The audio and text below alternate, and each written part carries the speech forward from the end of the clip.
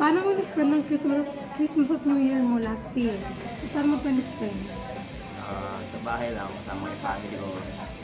Kasi, ngayon, pag mga Christmas, gusto ko kasama yung family ko kasi madalas wala ako sa bahay. Kaya, ngayon, pag mga special week, Hindi mo ba na-try na mag-out of town sa Christmas? Christmas hindi pa, pero pag New Year na try ko.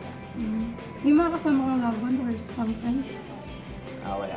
Nung Christmas, family lang talaga. Okay. Balita namin lalabas na ang All About Alam sa Internet TV. Ang tawag daw sa Internet TV ay Cyber Vision. Anong nangyari? Bakit natagalan ng airing nito? May mga ganyan issues sa management na lang yan. Kasi artist, nakabing.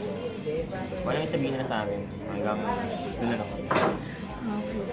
May nababalita kami sa Facebook na may kumukalat daw na in love ka. Totoo ba yun? Na in love ka daw? Sino yun? Galing ka na ng Boracay. Hindi nga. Totoo yun? Kasama ko yung friend ko.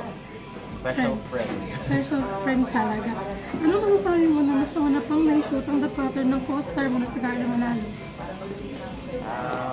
Okay lang naman kasi nung time yun yata medyo naghahanap pa ng location para sa analysis overload, so mas naul siyang pero okay lang naman, wala nang problema.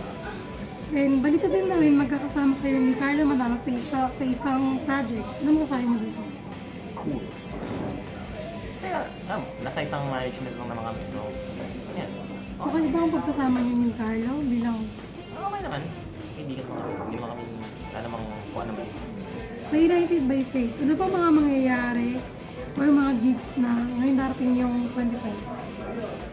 Ngayong 2012, sinimulan namin na photoshoot kasi nung 2011 medyo wala kami masyadong gigs, tsaka dahil sa busy kami. Sino si Philip Dunkel on stage? And sino si Philip Dunkel pag nasa bahay or nasa labas lang? Siyempre, pag sa stage, sinisigaw ako, pag sa bahay, hindi. Pero, ano ba, pareho lang, makulit pa rin naman ako. Pero, yun nga lang, siyempre, pag nasa stage, kailangan, pakita mo kung ano yung sinasabi ng lyrics mo. Yan, kailangan, paparamdam mo sa tao kung ano yung gusto para sa kanila.